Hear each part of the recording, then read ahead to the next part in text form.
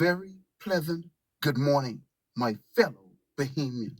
The timestamp is now May 27th, 2025, 3:57 a.m. in the morning. What is God saying to us as a country? It's time for a culture shift. It's time for productivity as a nation. It's time to introduce new blood in the system. We need a blood transfusion. We need a new spirit. Out with the old, in with the new. We need a blueprint to move our country forward.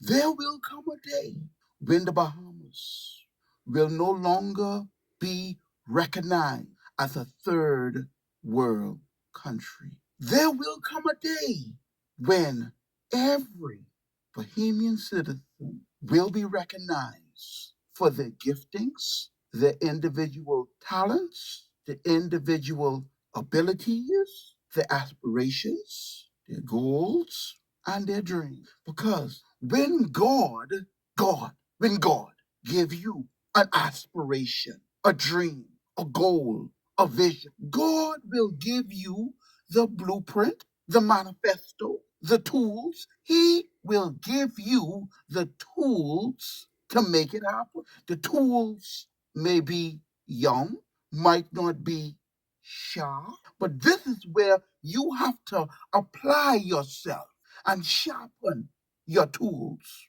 And the tools you don't have, you go out and find those tools and learn how to use them. But you must have the raw material to work with.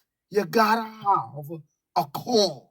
You gotta have a set of principles. You gotta have convictions that you allow to govern your life. You have to adhere to a set of principles, values, and convictions. You gotta have a core. If you don't have a core or a group of principles to govern your life, you're already starting off on the wrong foot. You have to know what manner of spirit you are of. Your spirit will dictate your altitude. Your attitude will dictate your altitude.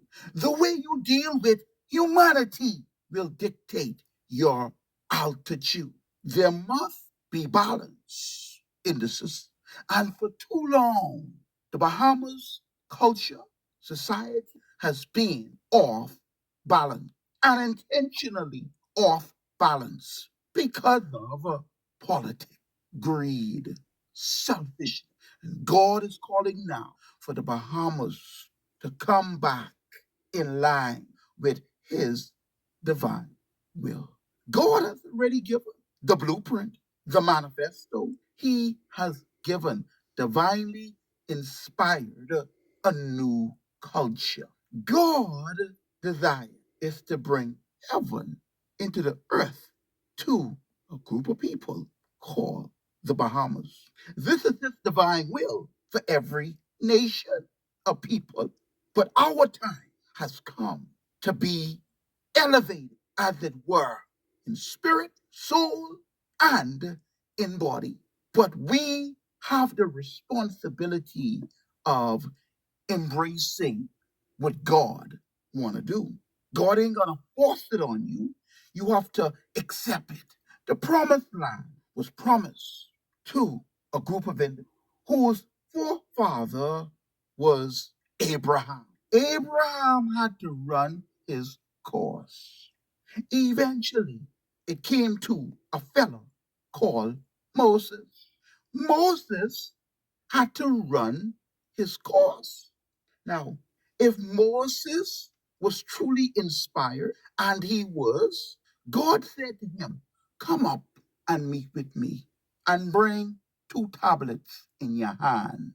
God inscribed the 10 Commandments on them tablets. The purpose for the 10 Commandments was to introduce law. Another word for law is legislation. To introduce a moral standard, boundaries where you can operate and where you need to refrain from.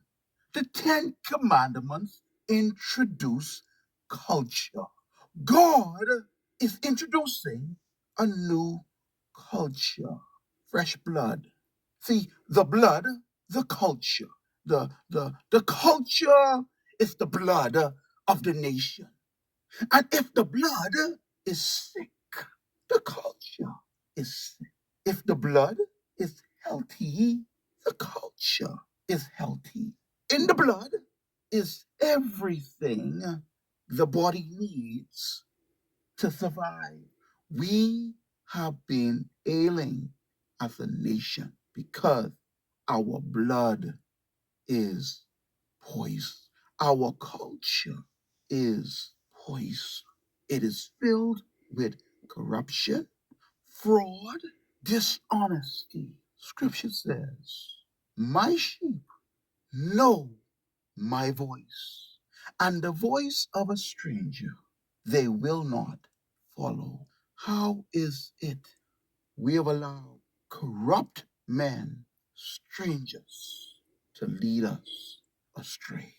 We know better, many of us, but we have allowed selfishness, greed, sin to overtake us.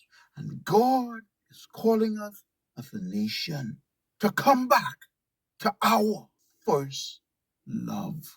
He is our first love. God is calling for a fresh wind to blow over the Bahamas, a new spirit, a spirit of invigoration, a spirit of inspiration, a spirit of purity, where all we have to do as a nation is submit to the divine will of God. Do you think that it is coincidence what is going on in the nation? In the midst of all the confusion, in the midst of all the chaos, God has given us a clear path forward, a clear vision. And all we have to do is one, embrace it, two, follow instructions. God will not override our free will.